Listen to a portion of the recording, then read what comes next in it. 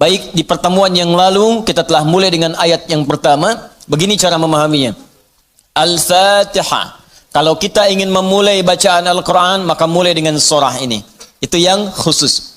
Al-Fatihah. Jika kita ingin mendapatkan semua jenis kebaikan dalam hidup dunia akhirat, maka mulai pahami ayat-ayat berikut ini. Cara memahaminya, satu, Bismillahirrahmanirrahim. Baik, Bismillahirrahmanirrahim. Amalkan bagian ayat yang pertama yang memiliki 5 makna dalam kalimat atau ayat yang telah disebutkan tadi. Huruf ba, kedua ismun, ketiga Allah, keempat ar-Rahman, kelima ar-Rahim. Ba yang memiliki 14 makna. Di antaranya di ayat ini ada makna yang terkait dengan ghayah, tujuan. Ada ilsaq, sesuatu yang lekat sekali, dekat, tak terpisahkan. Kemudian musahabah, yang mengawasi kemanapun kita beraktivitas. Kemudian ada istighraq, sesuatu yang luas, menyeluruh, ya, tanpa kecuali. Lalu kita mengatakan bismillah, baknya kita sebutkan, ini artinya jadikan semua aktivitas kita tanpa kecuali, istighraq. Dari bangun tidur sampai tidur lagi, lakukan ghayah semua lillah karena Allah Subhanahu wa taala. Jadi kalau ingin dibukakan pintu kebaikan oleh Allah, Al-Fatihah, ingin semua dibuka baik, seluruh aktivitas kita, maka niatkan semua yang baik-baik karena Allah. Itu kunci pertamanya. Bangun tidur, niatkan karena Allah. Di begitu Anda bangun, niatkan semua aktivitas karena Allah Subhanahu wa taala. Karena itu saat kita bangun tidur, semua ditujukan karena Allah. Alhamdulillahilladzi ahyana ba'dama amatana wa ilaihin nusyur. Jadi kalimat pertama dengan akhir itu karena Allah. Alhamdulillah, terima kasih ya Allah, saya diberikan kesempatan hidup lagi saat ini. Padahal engkau bisa wafatkan aku dalam tidur tadi. Dengan izinmu, ya, sesuai dengan ajal darimu, aku diberikan semua kesempatan untuk hidup lagi. Alhamdulillah, semua pujian aku berikan kepadamu. Lillah. Di ujungnya, wa ilaihin nusyur. Maka sekarang aku akan beraktivitas mencari bekal sebagai persiapan pulang kepadamu. Wa ilaihi, untuk Allah Subhanahu wa taala. Makanya kalau Anda mengucapkan doa ini saat bangun tidur, kita sudah berjanji. Semua aktivitas di hari itu kita akan tujukan karena Allah saja. Mencari bekal, bukan karena yang lain. Jadi kalau Anda ucapkan doa tadi, berarti nanti makannya karena Allah, minumnya karena Allah, bekerjanya karena Allah, salatnya karena Allah, infaknya karena Allah, merawat anak karena Allah, semua karena Allah. Ghayah. Awas, hati-hati ya, hati-hati. Maka dampaknya orang yang semua aktivitasnya dilakukan karena Allah Subhanahu wa taala, maka fungsi ba yang ketiga, satu tadi ghayah, kedua istighraq, yang ketiga ilsaq dan musahabah. Lekat dan diawasi oleh Allah. Kalau dulu kita contohkan orang yang meniatkan semua aktivitas karena Allah, maka yang kedua rumusnya, rasakan seakan-akan aktivitas itu diawasi oleh Allah Subhanahu wa taala dengan pengawasan yang lekat seperti lem yang menempel, yang menyatukan dua sisi. Ya, mau minum, rasakan diawasi oleh Allah. Bismillah, minum, lakukan karena Allah. Maka mohon maaf, ketika minum Anda dikerjakan karena Allah dan merasa diawasi oleh Allah, ini kuncinya. Awas, ini kuncinya. Karena ada orang yang melakukan sesuatu karena Allah, tapi nggak merasa dilihat, nggak merasa diawasi. Ini saya tanya pada Anda, maaf ya, tadi saat sholat itu, sholatnya karena Allah bukan? Jawab aja, karena Allah bukan? Karena Allah. Baik, kalau sesuatu dikerjakan karena Allah, maka rumus keduanya, rasakan Allah mengawasi kita. Pertanyaan saya yang kedua, saat Anda sholat tadi, saya sholat, kita sholat, merasa nggak diawasi Allah? Merasa nggak dilihat Allah? Karena beda antara orang yang merasa diawasi dengan yang hanya mengerjakan saja, itu lain. Akan beda. Silahkan Anda bekerja, merasa diawasi, Anda akan serius dalam pekerjaan Anda. Mahasiswa yang sedang ujian, merasa diawasi, itu akan fokus kepada soal. Susah, mau noleh kanan, khawatir, ada CCTV. Mau noleh kiri juga khawatir, karena terawasi, dia akan fokus. Makanya orang sholat itu kalau benar-benar sholatnya merasa diawasi, dia fokus, gak akan nengok kanan kiri. Gak ada istilahnya ketika takbir Allahu Akbar, tangannya gak sedekap nih. Tahiyatnya kok gerak-gerak ya. Atau bahkan saat sholat mikirkan yang lain. Allahu Akbar, tender ya Allah, tender. Allahu Akbar, WhatsApp belum dibalas. Allahu Akbar, status belum diupdate. kita benar-benar merasakan diawasi Allah, bahkan kita pun akan belajar bagaimana cara membacakan bacaan dalam sholat supaya benar. Karena malu gitu. Malu baca Al-Fatihah, bacaan belum bagus. Dan merasa didengar Allah, kan malu. Anda bicara di depan saya, bicaranya nggak jelas, Anda sendiri sudah nggak enak. Ustadz Adi, saya mau bertanya, silahkan. Kan kalau kedengaran nggak jelas pun, saya dengarnya pun nggak paham, Anda nyampaikan pun nggak enak. Sekarang Anda sholat setiap hari, 5 waktu menghadap Allah, belum tambahan sholat sunnah. Dan Anda sadar bacaan Anda belum bagus.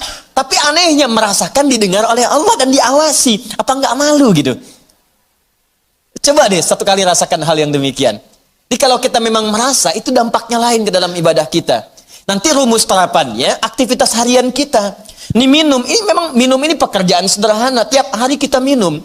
Cuman ada beda ketika minum kita itu merasa dilihat Allah. Maka saya katakan di pertemuan lalu, mustahil Anda akan menyentuh minuman yang tidak disukai oleh Allah. Mustahil. Jangankan menyentuh yang dilarang Allah, mau minum pakai tangan kiri pun rasanya nggak enak. Pasti Anda akan pindahkan itu kepada yang lebih baik. Paham sampai sini ya? Ya sama dengan proses begini, mencari nafkah, bekerja, dari di jalan, dari baca, berpakaian. Kalau semua dikerjakan karena Allah, demi Allah saya katakan, mustahil dalam pekerjaan bisa mudah menyentuh yang diharamkan oleh Allah. Nggak mungkin. Nggak mungkin mau terima proyek yang haram, itu mustahil. Mustahil ikutan tender yang haram, mustahil. Mustahil menjerumuskan diri pada yang tidak disukai oleh Allah. Karena merasa disukai, dilihat Allah. Dan merasa diawasi, jadi mustahil. Dusta itu mustahil. Bohong itu mustahil. Korupsi mustahil. Nyogok nggak mungkin. Bukan karena perkara takut orang lihat, karena Allah mengawasi kita. Makanya dulu, sahabat tuh ketika diajarkan seperti itu, bahkan anak-anak kecil, jangankan yang tinggal di kota, di ujung yang paling dalam di padang Sahara, yang sulit ada orang setiap waktu, yang kalau lewat cuman kambing gurun dengan unta. Anda bayangkan.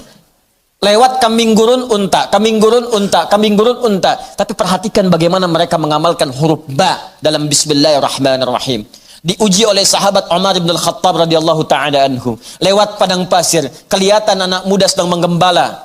Saat menggembala itu, menggembala kambing, ditanya oleh Umar, diuji. Kata Umar, saya mau beli sebagian dari kambingmu itu. Kata orang ini bukan punya saya, punya tuan saya. Punya tuan saya. Kata Umar, tuanmu kan gak ada di sini. Ini padang pasir yang luas. Orang yang gak ada. Beli aja, bilang dimakan serigala. Apa kata penggembala ini? Lalu di mana Allah? Idzan fa'ain Allah. Bayangkan penggembala saja di padang pasir yang orang yang gak ada, yang gampang saja bilang ini dimakan serigala, dapat keuntungan banyak gitu. Ya, luar biasa. Yang dia katakan pertama kali, bukan sekedar menolak, gak mau takut ketahuan sama tuan, takut ketahuan sama pemiliknya, takut tidak. Pertama kali jawaban yang keluar, idzan aina Allah. Lalu Allah di mana? Allah di mana? Demi Allah saya katakan hakul yakin kalau setiap muslim merasakan dalam dirinya bahwa dia diawasi oleh Allah Subhanahu wa taala, maka lurus, damai, tenang, tentram dan baik semua urusan kehidupan. Nggak ada penipuan dalam perdagangan, nggak ada penipuan dalam hal-hal interaksi kehidupan, tidak ada kecurangan, tidak ada keburukan, semua baik karena merasa dilihat oleh Allah Subhanahu wa taala. Itu baru huruf ba. Baru ba. Coba tiap hari kita baca itu, satu huruf ini aja. Mohon maaf ya, selama hidup kita udah diamalin belum? Satu huruf ini aja. Ayo suami sama istri, berapa kali berkata hal-hal yang tidak tepat? Istri terhadap suami, berapa kali menerangkan sesuatu yang tidak tepat? Anak pada orang tua kepada anak. Walaupun hal-hal yang ringan, Papa mau permen, nanti Papa beliin 1 truk. Kapan truknya datang? Ini huruf ba saja satu gitu. Anda menuntut banyak dari Allah, tapi Allah meminta kita mengamalkan 1 huruf aja, kita nggak maksimal. Coba lihat tuntutan kita setiap hari. Ya Allah lancarkan usahaku, ya Allah luluskan dalam kuliahku, ya Allah mudahkan pernikahanku, ya Allah berkahi hartaku, ya Allah lancarkan pekerjaanku. Banyak yang diminta, sembuhkan aku. Kata Allah, aku berikan semuanya. Amalin 1 aja huruf ba. Ba. Ketika benar mengerjakannya, ismun. Bimakna sumuwun, bimakna raf'un. Terangkat, dimuliakan, ditinggikan. Ketika benar mengamalkannya, maka Allah akan berkenan meninggikan derajat kita, memuliakan kita pada semua aktivitas yang kita kerjakan dalam kehidupan kita. Syaratnya satu, kerjakan semua karena Allah Subhanahu wa taala. Allah sifatul uluhiyah wal ubudiyah, al-ma'budu bil haqqi awil haqqil ma'bud. Bukan sekedar menunjukkan aktivitas karena Allah saja, tapi lekatkan dua sifat saat mengerjakannya. Saya mau minum ya, saya ucapkan bismillah. Bukan sekedar merasakan Allah mengawasi kita saja, tapi rasakan yang mengawasi kita punya sifat uluhiyah, sifat ketuhanan. Ini Tuhan saya, Allah. Gambarannya begini, maaf ya, gambarannya begini. Pimpinan saja, pimpinan di kampus, rektor mengawasi ujian Anda serius. Pimpinan di kantor, mudir, direktur utama mengawasi Anda begitu serius. Pengawas saat Anda bekerja, maaf, di sekolah, di SD, di SMP, di SMA ada pengawas, maka semua guru-guru serius. Semua serius. Sekarang yang mengawasi kita bukan makhluk lagi. Pencipta rektor, pencipta direktur, pencipta kemudian pengawas, pencipta semuanya. Jauh di atas mereka semua. Maka orang-orang yang merasakan langsung Allah, Tuhan yang mengawasi saya, maka setidaknya keseriusan itu lebih bertambah daripada sebelumnya. Itu poinnya. Dirasakan saat Anda mengerjakan sesuatu, langsung Allah yang mengawasi saya nih, bukan yang lain. Di saat bekerja rasakan Allah yang mengawasi saya. Saya nggak peduli ada manajer, nggak ada direktur, terserah. Ada supervisor, tidak ada supervisor, terserah. Yang penting Allah mengawasi saya. Itu poin pertama. Awas, ini perkaranya ringan nih, ya. Kelihatannya sedikit kecil, ringan, tapi dampaknya besar si Allah Subhanahu wa taala.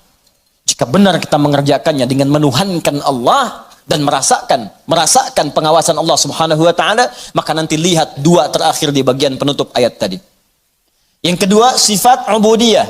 Ini yang sering gagal di sini. Haqqul ma'bud wal ma'budu bil haqq. Yang berhak untuk disembah dan yang disembah dengan yang sebenar-benarnya. Saya jelaskan di pertemuan yang lalu. Ya, siapa dia? Allah. Sifat dari nama Allah yang kedua adalah sifat yang menjadikan semua aktivitas kita niatkan sebagai ibadah karena Allah yang dipertuhankan tadi. Jadi kalau mau minum, bukan sekedar minum. Niatkan karena Allah sebagai ibadah. Kalau mau makan, niatkan karena Allah sebagai ibadah. Mau berpakaian, niatkan karena Allah sebagai ibadah. Makanya orang-orang yang berpakaian yang niatnya ibadah, gak akan cari pakaian yang ngebuka aurat. Katanya karena Allah, tapi pakaiannya aurat terbuka. Coba akhwat deh yang di bawah. Bu, ya. Coba deh ibu lihat. Bismillahirrahmanirrahim. Pakainya memang bismillah, tapi rambutnya tersingkap. Jilbabnya nggak dikenakan gitu. Lalu di mana Allah pada saat mengucapkan bismillah itu? Kok bisa ke masjid pakai mukena ditutup, keluar dari situ pakai rok lagi? Ustadz lihat, tidak. Cuman ya gimana gitu. Ya. Kebayang nggak? Pernah menemukan yang seperti itu? Tuh. Ya kok bisa gitu kan? Di luar pakai rok, begitu masuk masjid kemudian ditutup semuanya. Kenapa Pak? Ibu kenapa ditutup? Mau sholat Pak? Terus kalau sholat ditutup? Iya, kenapa? Kan menghadap Allah. Lalu Allah itu cuma ada di masjid. Allah cuma ada di musola. Idan fa'in Allah. Sholat itu kan melatih kita untuk merasa dekat dengan Allah. Makanya disebut sholat. Coba lihat sini. Fokus. Kelihatan nggak? Enggak. Nih, sholat. As-salah. Begini. Lihat baik-baik ya. Fokus. Dikit saya terangkan agak panjang. Ini asal katanya. Kalau kita gali ke dasar-dasar yang paling awalnya. Ini nanti dari kata silatun. As-silah. Kata kerjanya dari wasala. Yasilu silatan. Wasalatan. Sesuatu yang tersambung erat. Sulit dipisahkan. Silah. Sesuatu yang tersambung erat, sulit dipisahkan. Pernah dengar kata ini? Silaturahim? Ya, kami kumpul-kumpul saat ini untuk mengeratkan silaturahim. Silah itu sudah erat. Ya, silaturahim hubungan kasih sayang yang erat. Saking eratnya, jangankan saat kumpul, saat bubar pun masih tersambung hubungan itu. Di mana cirinya? Maaf, kesuksesan silaturahim itu bukan saat kumpul saling sapa, bukan. Kalau kumpul menyapa, wajar orangnya ada. Kalau kumpul tertawa, wajar orangnya pun ada. Silaturahim itu kalau ingin dilihat suksesnya saat pulang, apakah dia masih mendoakan Anda? Apakah masih mengingatkan Anda dalam kebaikan? Akhi, besok taklim ya. Akhi, malam tahajud ya. Kemudian Anda doakan tanpa sepengetahuan dia. Ya Allah, sayangi sahabat saya. Ya Allah, kekalkan hubungan kami sampai dengan ke surga. Ya Allah, jaga keluarga dia dalam kebaikan. Ya Allah, sehatkan semua anggota keluarganya. Ya Allah, jadikan kami bersaudara keluarga kami dengan keluarga dia. Itulah silaturahim, silah. Hubungan yang erat, yang tak terputuskan dan tidak tersekat oleh tempat dan keadaan serta waktu. Itu silah. Nah, kalau kita ingin menjadikan latihan supaya kita terhubung dengan Allah, kapanpun, dimanapun, tanpa disekat oleh tempat dan waktu, maka latihannya untuk mendekat kepada Allah disebut dengan sholat namanya. Di sholat ini cara kita terhubung dengan Allah. Supaya saat terhubung itu, bukan cuma di masjid, nggak ada sekat tempat, dimanapun tersambung dengan Allah. Dikeluar dari masjid, ingat Allah. Makanya orang yang jalannya keluar dari masjid ingat Allah, maka jalannya pun jalan yang merasa diperhatikan oleh Allah. Nggak akan dia sombong. Dan nggak akan pernah tertukar sendal. Betul. Karena dia ingat Allah. Allahumma inni as'aluka min fadlik. Ya Allah, ya Allah tuh. Saya memohon semua kemuliaan darimu. Begitu keluar pakai sendal, nggak akan tertukar. Bismillahirrahmanirrahim. Bukan punya saya. Mirip. Ya Allah, maaf. Pakai lagi. Jelas ya? Itu namanya. Karena itu orang mengatakan as-salah itu doa. Ad-doa. As-salatu ya doa. Pengertian fikih. Salat itu doa. Karena semua awal sampai akhirnya dalam salat kita baca doa. Tapi kenapa doa disebut salat? Karena saat berdoa kita tersambung dengan Allah subhanahu wa ta'ala. Itu poinnya. Makanya setiap orang berdoa itu nyambung dia dengan Allah. Ya Allah, ya Allah, ya Allah, nyambung. Karena itu di fikih disebut as-salat ya doa. Tapi asal maknanya sesuatu yang terhubung dengan Allah, hubungan yang sangat erat, tak terpisahkan waktu dan tempat. Makanya aneh kalau ada orang sholat ke masjid, dari mulai rok mini, kemudian pakai mukena ditutup, keluar masjid dibuka lagi. Itu artinya nggak nyambung. Nggak nyambung. Nggak nyambung. Sama dengan ikhwan. Ke masjid antum ini, nyembah Allah, fokus, khusyuk, keluar dari masjid, maksiat lagi, nggak nyambung. Nggak nyambung. Ada yang salah itu. Jadi aneh kan, menuntut banyak kepada Allah, tapi hak-hak Allah nggak dipenuhi. Dan jangan sekat ibadah itu dalam konteks ritual saja. Bukan sekedar sholat, bukan. Sholat itu latihan. Bukan sekedar baca Al-Quran. Karena ibadah yang baik itu akan meluaskan aura ibadahnya di luar konteks dalam penilaian yang ritual itu. Di selesai ritual, keluar, masih ingat Allah. Coba buka Quran surah keempat, ayat 103. Perhatikan bagaimana Allah menjelaskan keutamaan apa yang dikerjakan setelah salat itu. Tadi yang saya terangkan maknanya. فَإِذَا قَضَيْتُمُ الصَّلَاةَ Maka jika engkau telah selesai mengerjakan salat, فَاذْكُرُ اللَّهِ Maka salat yang benar itu saat dikerjakan akan mengingatkan engkau dengan Allah. Maka ingatlah Allah. Qiyaman saat berdiri. Jadi kalau orang benar salatnya, selesai salat berdiri, yang diingatnya Allah. Wa qu'udan, duduk. Anda ke musola di kantor, balik dari ke musola, balik lagi ke meja, duduk di kursi, depan komputer, duduk sambil ngetik, fadhkurullah, ingat Allah. Bukan sekedar subhanallah, subhanallah, subhanallah, sambil ngerjain proyek, astagfirullah, astagfirullah, astagfirullah, dicek oleh supervisor, di komputernya astagfirullah semua. Bukan itu. Bukan itu maksudnya. Maksudnya ketika Anda kerjakan itu, Anda ingat Allah, maka nggak ada nol yang bertambah. Tidak ada angka yang berubah, sesuai semuanya. Kenapa? Karena merasa diawasi oleh Allah subhanahu wa ta'ala. Tuh, dua poin itu hadir nggak dalam kehidupan kita? Apakah selama ini berpakaiannya karena Allah? Maka pakaian ini nggak akan dicari dari sesuatu yang haram. Dan pakaian ini akan digunakan pada yang baik-baik. Makanya pakaian yang diperoleh dari harta yang baik, akan keluar perbuatan baik dari itu. Harta benda yang dihasilkan dari proses yang halal, semuanya akan berkah. Coba lihat tuh, saya kan sering katakan, itu sendal Anda berapa kali dipakai ibadah, berapa kali dipakai untuk ke masjid. sepeda Anda, motor Anda, mobil Anda. Di rumah ada nggak satu ruangan yang belum pernah dipakai ibadah? Ada nggak?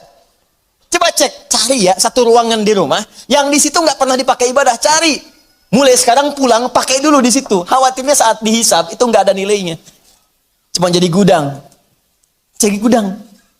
Masya Allah. Koper ditaruh di situ. Kopernya pernah umrah tapi nggak pernah dipakai ibadah di situ. Ya. Ini sederhana teman-teman sekalian. Tapi ini syarat mutlak untuk mendapatkan apa yang tadi kita inginkan. Al-Fatihah. Al-Fatihah. Ba-nya disertai dengan sifat uluhiyah dan sifat ubudiyah. Kalau benar semua itu dikerjakan, maka ditutup dengan kalimat Ar-Rahmanir Rahim. Makanya Ar-Rahmanir Rahim harakatnya kasrah ikut kepada Allahnya, sifatnya. Silakan cek.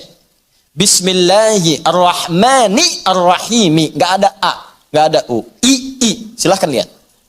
Bismillahirrahmanirrahim. Ada? Hah? Ar-Rahman itu na'at. Awas, na'at kepada sifat sebelumnya man'ut Allah. Di ilmu nahwu sifat mausuf, na'at man'ut. Siapa yang disifati? Allah. Siapa yang diman'uti? Allah. Di na'atnya Ar-Rahman, sifatnya Ar-Rahman, mausufnya Allah. Dan sifat mausuf nggak terpisahkan, paham? Tidak. Nggak bisa dipisahkan. Yang disifati dengan sifatnya. Yang disifati itu Allah. Sifatnya Ar-Rahman. Plus Ar-Rahim. Sifat dengan yang disifati nggak bisa dipisahkan. Sifat Ar-Rahman nggak terpisahkan dengan Allah. Jadi kalau ingin mendapatkan sifat Rahman, maka amalkan sifat dalam lafaz Allah yang tadi disebutkan. Ingin mendapatkan kemuliaan dalam Rahman, maka amalkan dua sifat yang melekat pada kalimat Allah. Uluhiyah, kemudian ubudiyah. Pertuhankan Allah dan lakukan semua pekerjaan sebagai ibadah. Maka semua urusan dunia yang baik-baik Allah buka. Sifat Allah yang memberikan semua kemuliaan dunia disebut dengan Rahman. Nanti semua yang kita kerjakan karena ibadah punya bekal akhirat. Bismillahirrahmanirrahim. Minum. Alhamdulillah. Contoh. Nah, dituliskan ini. Karena diucapkan Bismillahirrahmanirrahim, ada kemudahan, berkah, memberikan kekuatan dunia. Tapi poin terbesarnya, begitu disebutkan Bismillahirrahmanirrahim, dituliskan pahala akhiratnya. 10 poin. Maka saat pulang ke akhirat nanti, dibukalah semua hasil pekerjaan dunia kita yang jadi ibadah. Sifat Allah yang memberikan kepada kita balasan dari akhir pahala tadi, disebut dengan Rahim namanya. Makanya semua pekerjaan yang tidak disebutkan nama Allah di dalamnya, maka dia kehilangan poin pahalanya. Sifat Rahim tidak akan pernah diberikan pada hamba yang tidak mendulang pahala dalam beraktivitas saat di dunia. Jelas sampai sini? Nah, karena itu tolong jangan sampai dunianya banyak, akhiratnya nestapa nanti. Jangan sampai dunianya kaya, akhiratnya fakir. Coba saya tanya deh di sini. Pilih mana? Kaya dunia, fakir akhirat, atau fakir dunia, kaya akhirat? Benar. Benar, cepat. Perwakilan ibu-ibu. Biasanya ibu-ibu lebih cepat. Bu, ada saingan di sini. Ya kaya dunia, kaya akhirat. Rabbana atina fid dunya wa fil akhirati wa qina adzabannar. Itu poinnya. Jadi kerjakan semua karena Allah. Ini kelihatan ringan, tapi kalau diamalkan akan ada perbedaan dalam kualitas kehidupan kita.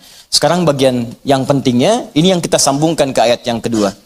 Setelah kita mengerjakan semua karena Allah itu, dan Allah berikan apa yang dijanjikan tadi. Ya Allah, saya ingin mudah bekerja. Bismillahirrahmanirrahim. Ternyata diberikan. Ya Allah, besok saya ingin ujian. Bismillahirrahmanirrahim. Ternyata lulus. Ya Allah, besok saya akan lamaran. Bismillahirrahmanirrahim. Diterima lamarannya. Ya Allah, besok saya akan menikah. Bismillahirrahmanirrahim. Lancar akadnya. Lantas apa yang harus kita lakukan setelah Allah berikan semua itu untuk bisa mengabadikan nikmat yang diberikan tadi atau bertambah dari yang sebelumnya? Orang yang menjadikan aktivitasnya semua karena Allah, ditujukan karena Allah, maka dalam mengerjakannya dia akan menerapkan dua sifat yang melekat pada nama Allah Subhanahu wa taala. Pertama adalah sifat uluhiyahnya. Rasakan saat mengerjakan itu diawasi oleh Allah Subhanahu wa taala sebagai Tuhan yang menciptakan kita dan akan yang menanyai kita di hari kiamat saat kita kembali kepadanya. Yang kedua, sifat ubudiyah kita kepada Allah. Jadikan pekerjaan kita itu sebagai ibadah karena Allah Subhanahu wa taala. Bukan sekedar salatnya, bukan sekedar puasa dan bacaan Al-Qur'annya, tapi semua aktivitas yang kita kerjakan dari bangun tidur sampai kita tidur kembali. Jika semua itu dikerjakan karena Allah, maka Allah akan mengangkat derajat kita, memuliakan kita, dan meliputkan pada diri kita semua jenis-jenis kebaikan. Di dunia diturunkan sifatnya disebut dengan Rahman. Di akhirat diberikan balasan pahalanya dengan menurunkan sifat yang mulia khusus bagi orang yang beriman, yaitu sifat Rahim. Jika kita telah menerima itu semua, terkhusus dalam kehidupan dunia kita. Tadi saya sampaikan, kita ingin besok ujian lulus, Allah luluskan. Kita ingin pekerjaan lancar, Allah lancarkan. Kita ingin dapat satu proyek berhasil, Allah tetapkan kita berhasil di dalamnya.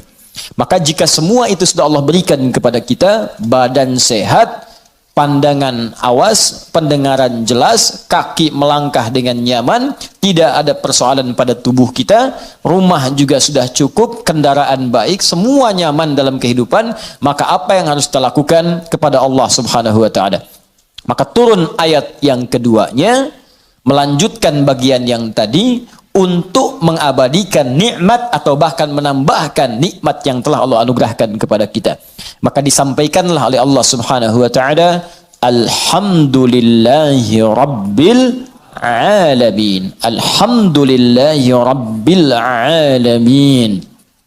Kita baca dulu tafsirnya dalam keterangan Al-Imam Ibnu Katsir rahimahullah dalam kitabnya Tafsirul Qur'anul Azim, supaya kita bisa mendapatkan pandangan dari ulama. Nanti saya jelaskan huruf per huruf, kalimat per kalimatnya, yang memadukan dengan kitab-kitab yang sebagiannya telah sampaikan kepada Anda semua di pertemuan yang lalu.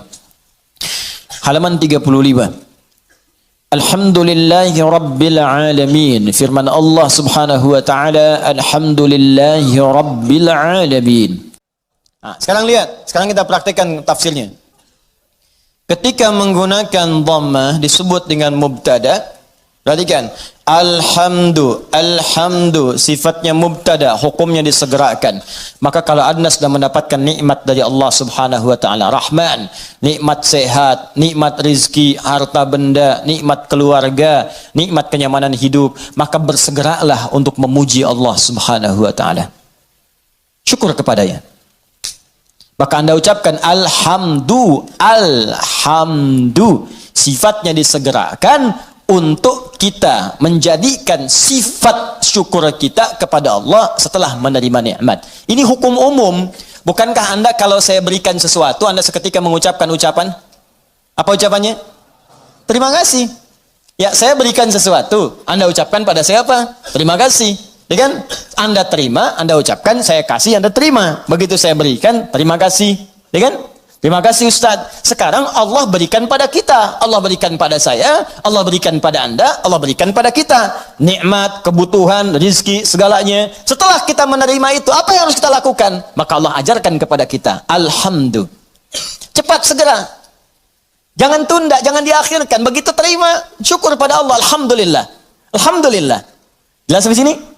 Makanya kalimat alhamdulillah ini, itu dalam bacaan tafsir bisa dibaca dengan A.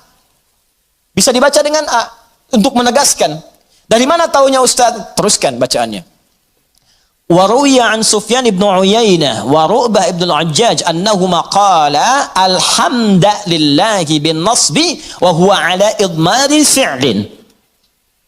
Sufyan ibn Uyainah, kemudian juga Ru'bah bin al-Hajjaj, keduanya ahli tentunya dalam bidang qiraat.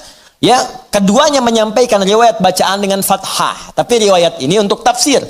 Ingat, bukan untuk bacaan dalam salat. Boleh dibaca dengan fathah, tapi bukan dalam salat. Ingat, dalam tafsir untuk menegaskan perintah segera bersyukur kepada Allah ketika menerima nikmat. Kenapa dibaca alhamdulillah? Untuk menunjukkan kalimat perintah sebelumnya yang ditiadakan untuk memudahkan bacaan kita. Asal kalimatnya kalau kita turunkan, qulu, perintah dari Allahnya. Qulu.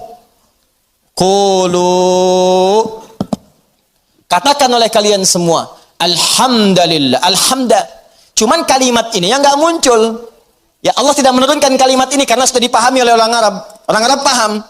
Dari mana pahamnya? Karena menggunakan dhammah. Dhammah ini sifat segera. Jadi sifat segera itu nggak dikasih tahu pun sudah paham, harus segera bersyukur.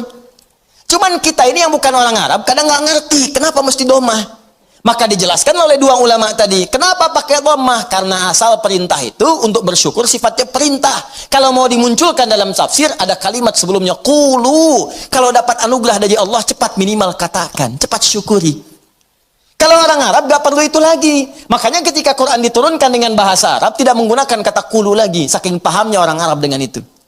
Cukup dengan kalimat, Alhamdulillahi Rabbil Alamin. Paham?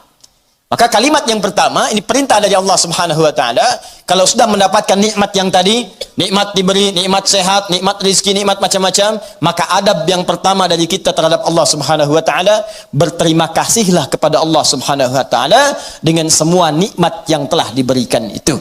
Kalimat pertama yang kita ucapkan, segera bersyukur kepada Allah dengan kalimat Alhamdulillahi Rabbil Alamin. Maka kalau ada sesuatu kita dapatkan, adab yang pertama, saya tulis ya, adabnya nanti ada 3. 1, ucapkan kalimat tahmid. Awas, nanti ada kaitan nih dengan penambahan nikmat.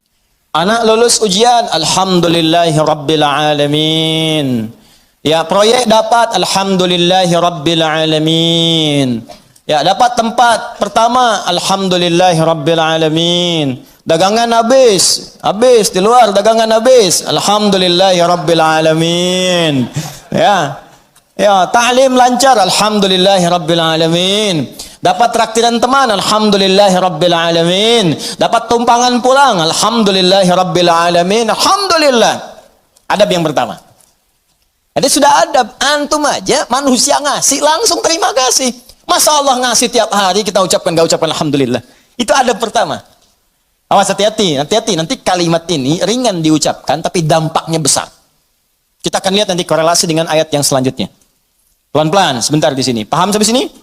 Baik, jadi pertama, saya ulangi lagi. Saat kita kemudian mendapatkan semua anugerah dari Allah berupa nilai-nilai kebaikan, maka adab yang pertama, bersyukurlah kepada Allah dengan mengucapkan apa?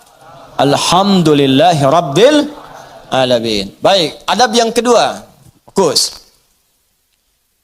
Perhatikan baik-baik.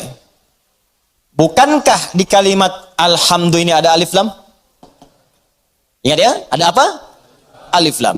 Saya sering katakan kepada kita semuanya, pada diri saya, pada Anda, pada kita semua. Alif lam pada umumnya terbagi 2 bagian, 2 fungsi. Masih ingat? 1, ma'rifah. Lam ta'rif. Menunjukkan sesuatu yang khusus.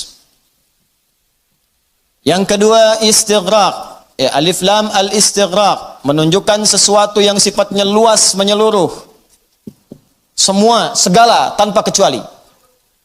Ta'rif, qalamun, spidol, pena, pulpen, qalamun, al-qalam. Yang ini, bukan yang lain.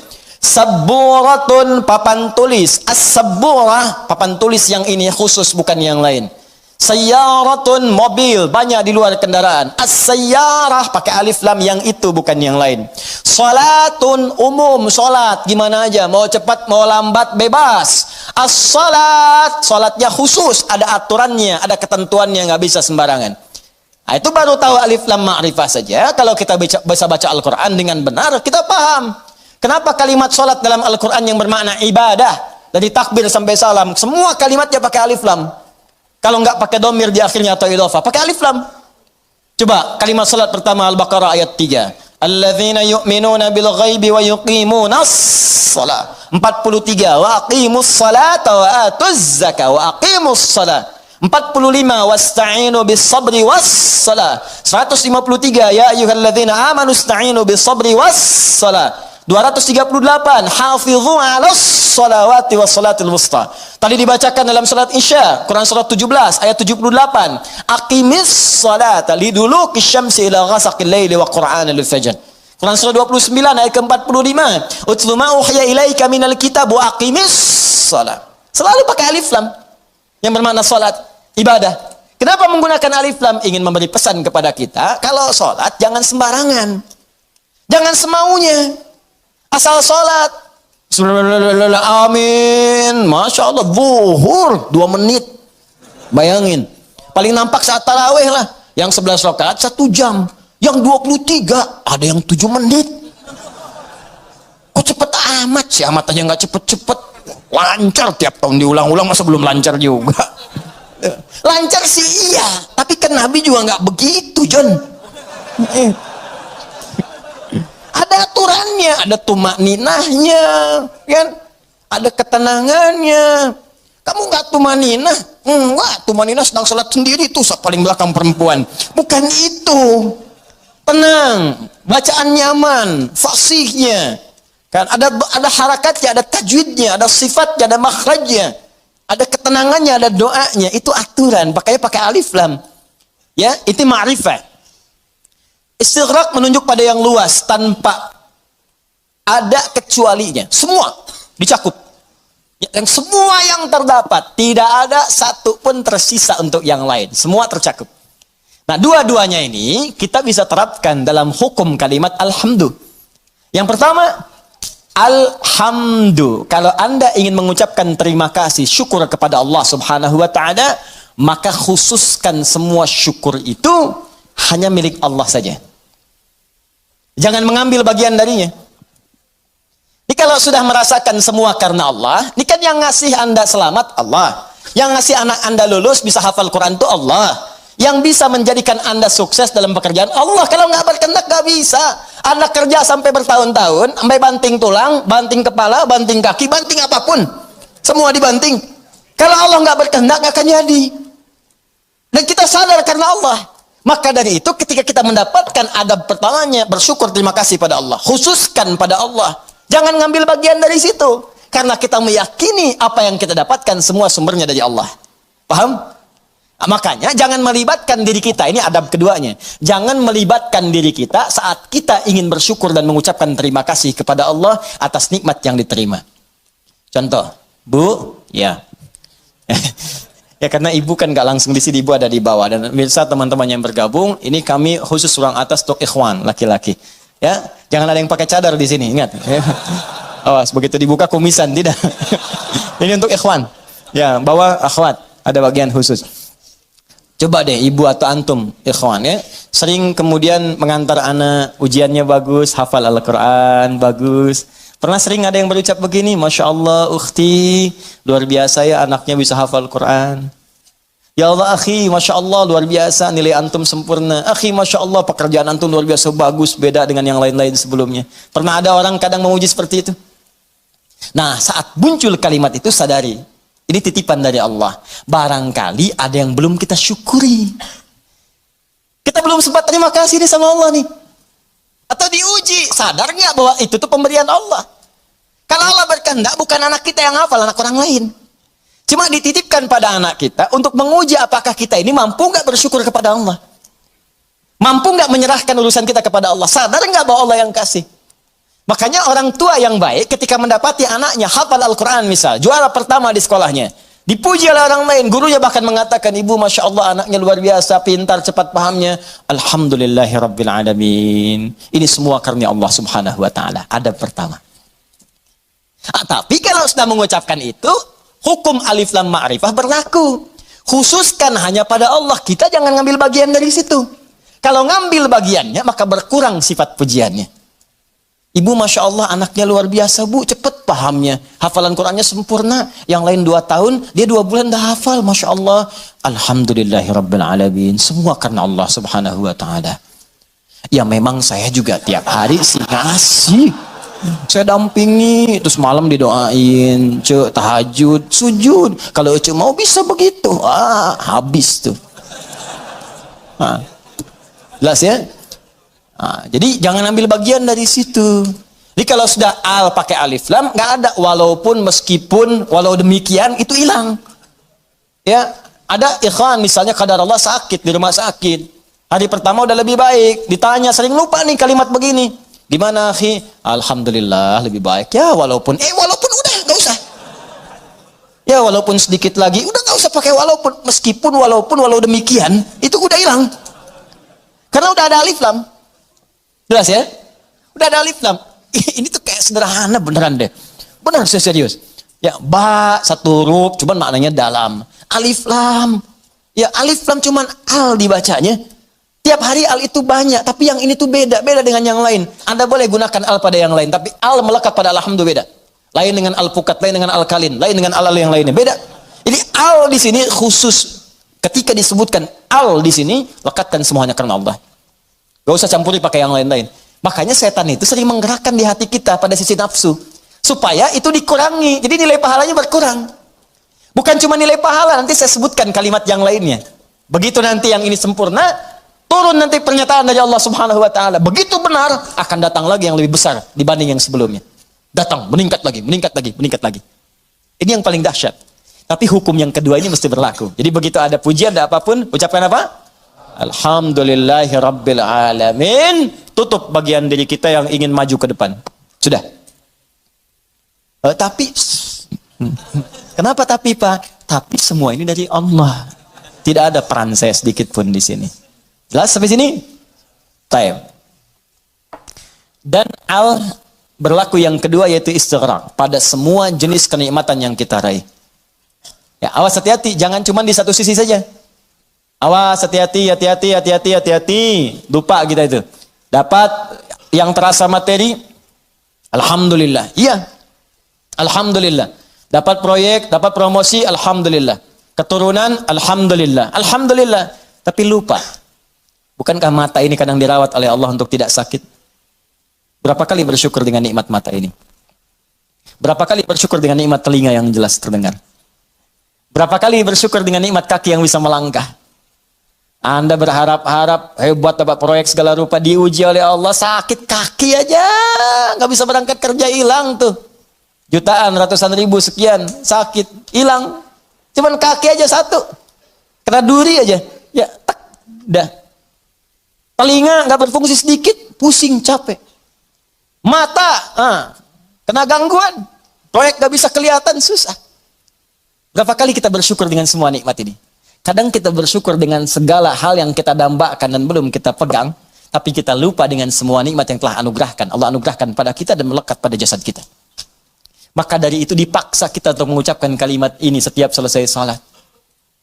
Supaya ingat banyak nikmat yang telah Allah berikan pada kita, walaupun kita berharap-harap yang lain yang belum tentu kita butuhkan. Kalau bahasa yang lainnya mungkin, ini nikmat banyak yang kamu butuhkan, saya berikan. Itu aja belum disyukuri, kamu minta yang lain. Itu aja belum mampu nyukurin, kenapa minta yang lain? Yang belum tentu kita butuh, belum tentu kita perlukan. Makanya setelah kita subhanallah, subhanallah, subhanallah, subhanallah, ba'da salat, apa yang diucapkan? Alhamdulillah, alhamdulillah, alhamdulillah, alhamdulillah, alhamdulillah, supaya sadar telah banyak nikmat yang kita peroleh, yang kadang kita menuntut banyak hal yang belum tentu kita butuhkan, tapi kita telah mendapatkan limpahan rahmat yang telah kita perlukan selama hidup kita. Jelas? Nah, bagian terakhir, adab yang ketiga.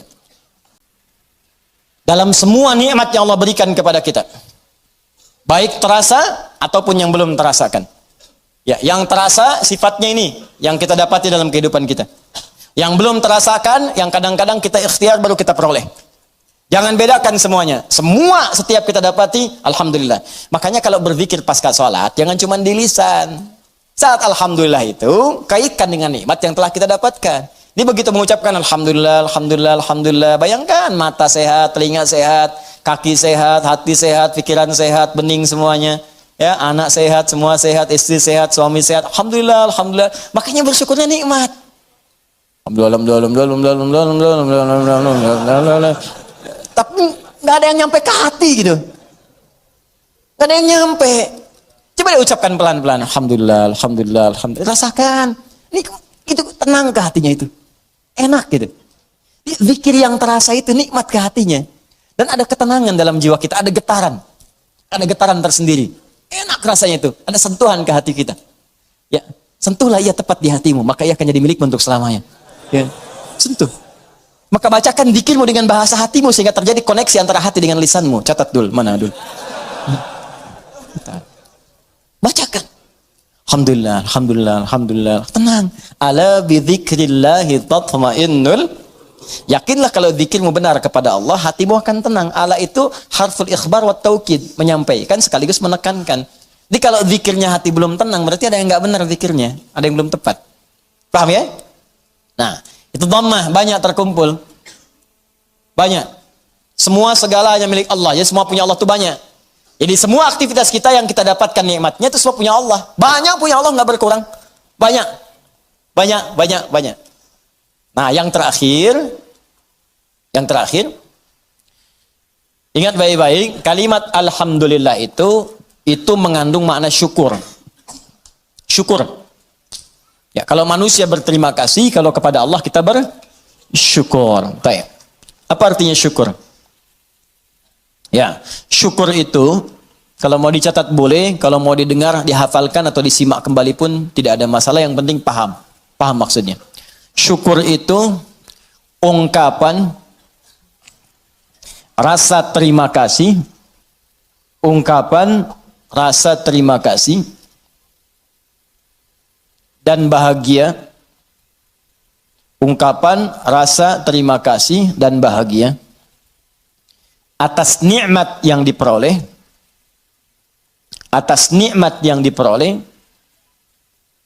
dengan cara menggunakan nikmat itu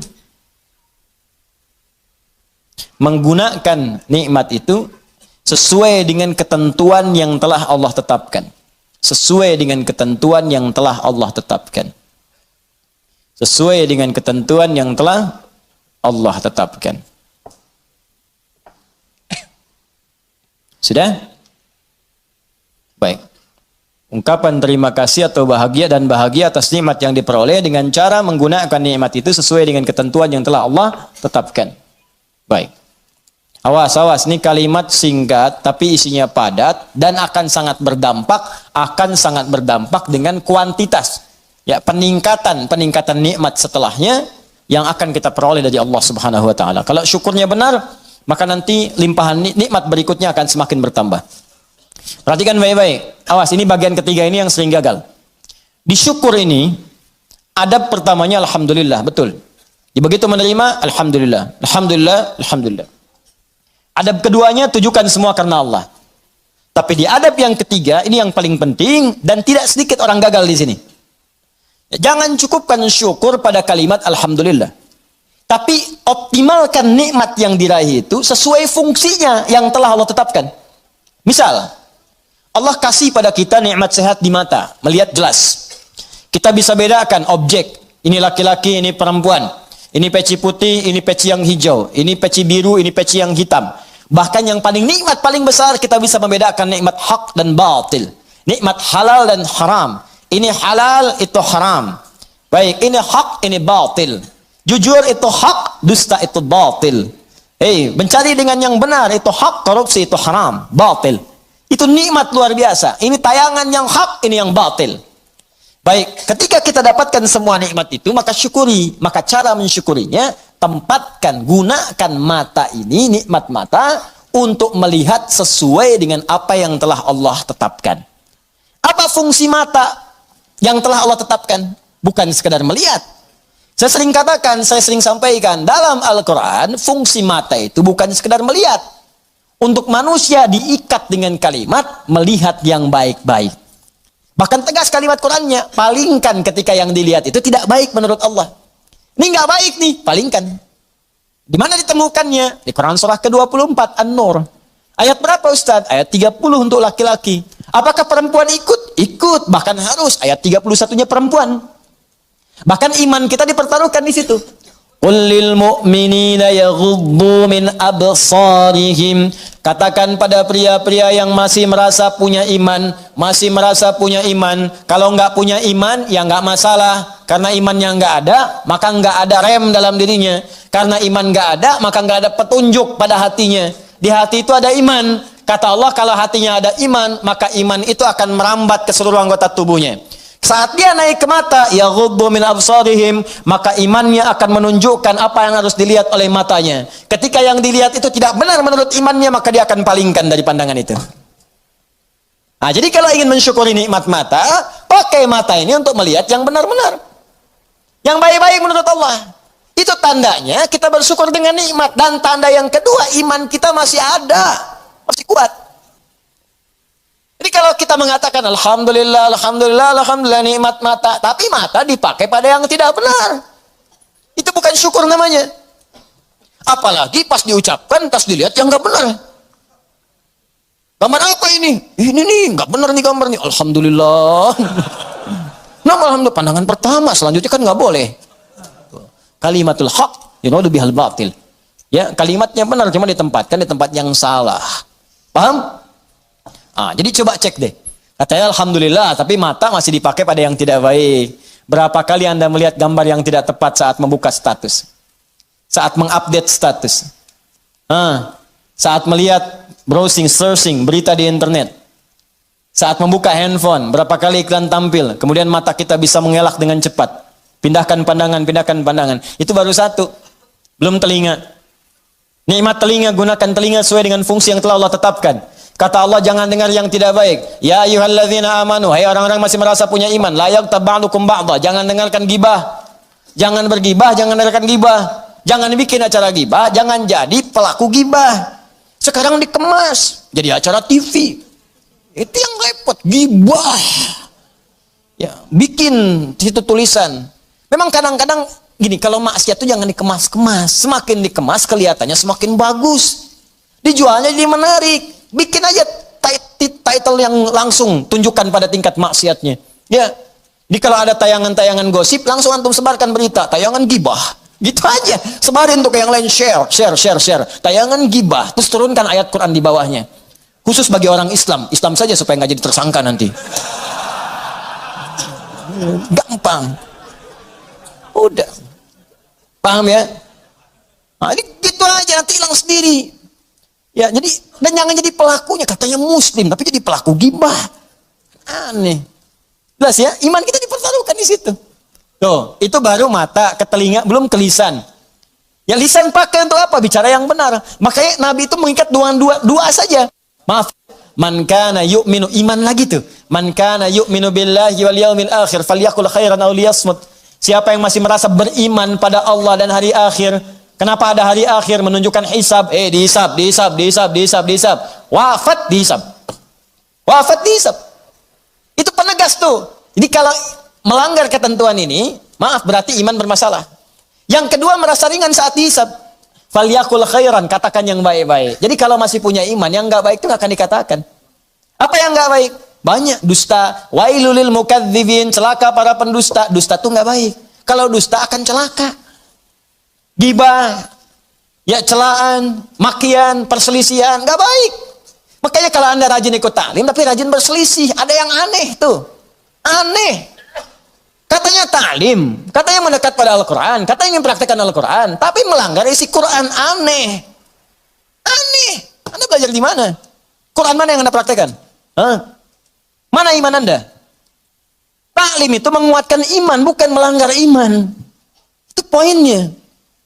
Jadi kalau Anda dekat dengan Allah, itu semua tubuh kita akan dijaga. Lurus pada nilai-nilai kemuliaan.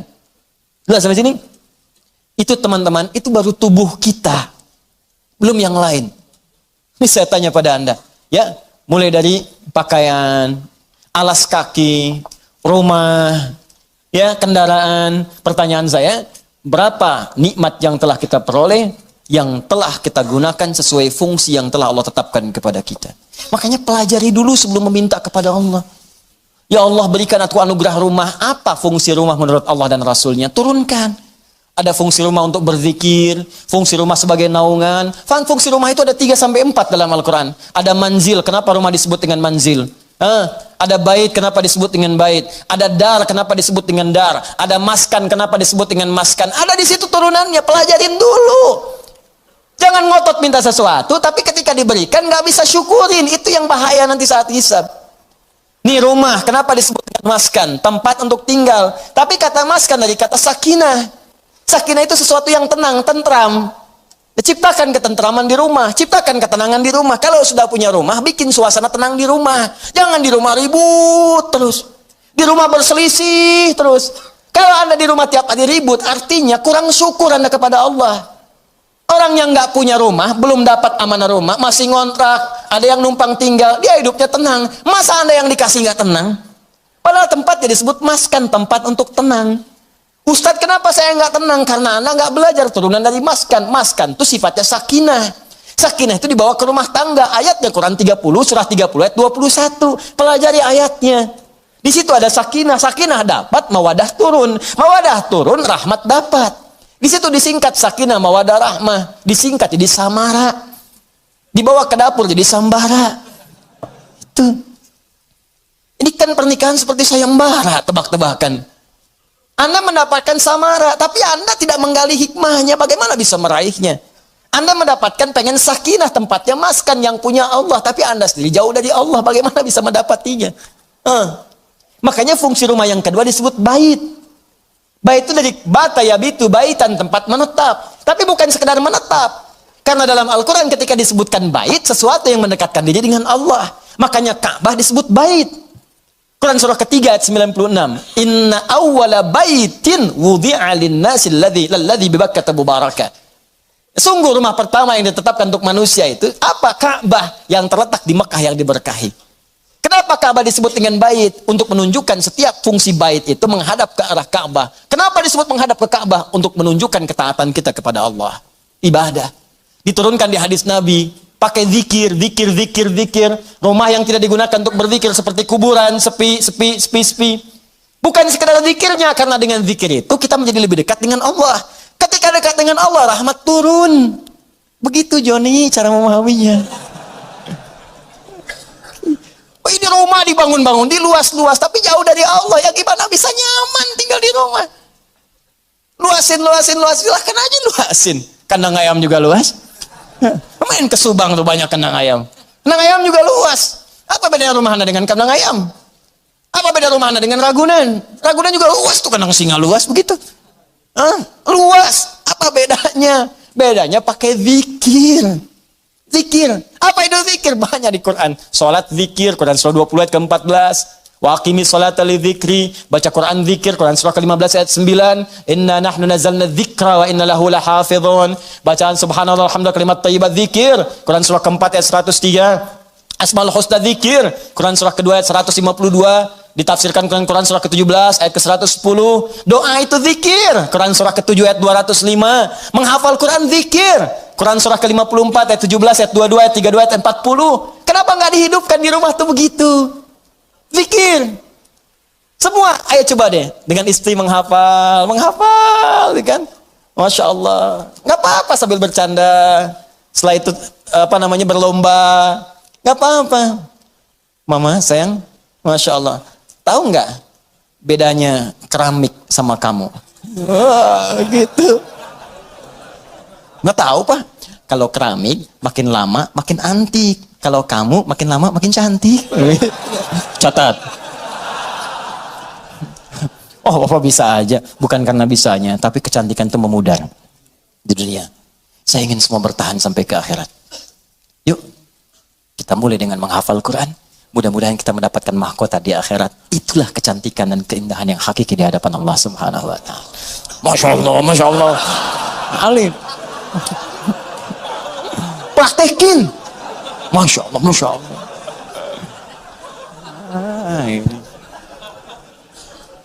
Paham? Dibikin status.